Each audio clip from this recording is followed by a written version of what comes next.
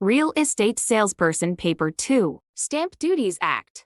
Stamp duty is a tax on dutiable documents relating to any immovable property in Singapore. Stamp duty is levied at an ad valorem rate or fixed rate. Some dutiable documents are sale, purchase, acquisition, or disposal of properties, which may include buyer stamp duty, additional buyer stamp duty, and seller stamp duty. For mortgage agreement, mortgage stamp duty is incurred. They are documents signed when you mortgage your property to obtain loan from a bank. You will have to pay lease stamp duty for lease or tenancy agreements. It is based on actual or market rent, whichever is higher.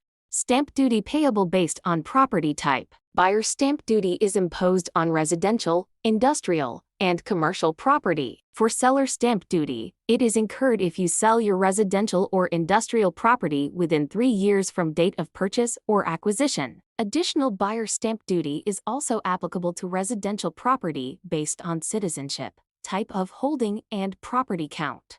So, who should pay stamp duty? Check the terms of the document example, a tenancy agreement, to determine who is contractually required to pay the stamp duty. When the terms do not state who is liable, the party to pay stamp duty will follow that as specified in the third schedule of the Stamp Duties Act. You may refer to the table here on the party to pay the stamp duty or visit IRAS for more information. However, if the lease is performed verbally or lease in equity, there is no documentation. This means that there is nothing to stamp. When do I need to pay stamp duty? You are required to electronically stamp a document before you sign it. However, if you have signed a document and electronically stamped it within the following time frame, no penalty will be charged. Firstly, within 14 days after signing the document if it is signed in Singapore, or within 30 days after receiving the document in Singapore if the document is signed overseas. For private property purchase, the time frame is counted from the date the buyer exercises the option to purchase or the date of the sales and purchase agreement. For H.D.B. purchase, it is from the letter of in principle approve. For tenancy or rental, it is from the date of the tenancy agreement. It is not from the lease commencement date. Where can I go to pay my stamp duty? You may pay it online on the electronic stamping portal. You can pay via check or cashier's order by visiting the service bureaus which are designated signpost, and also by nets or cash card through the electronic kiosk at IRAS Taxpayer and Business Service.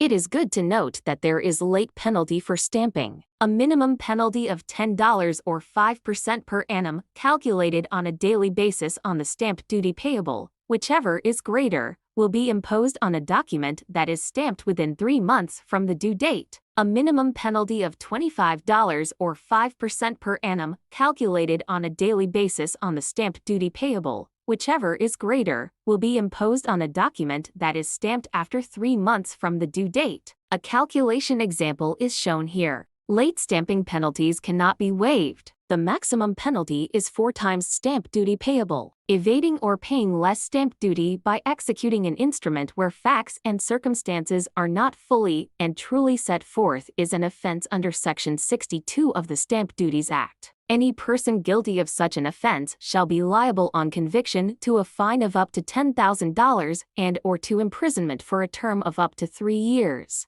This is a summary of the Stamp Duty Act. In summary, you should be able to recall what are dutiable documents, know who will pay stamp duty based on the Stamp Duty Act, remember the time frame to pay stamp duty, know the late stamping penalties. Like, subscribe, share this video, watch more real estate videos on my channel.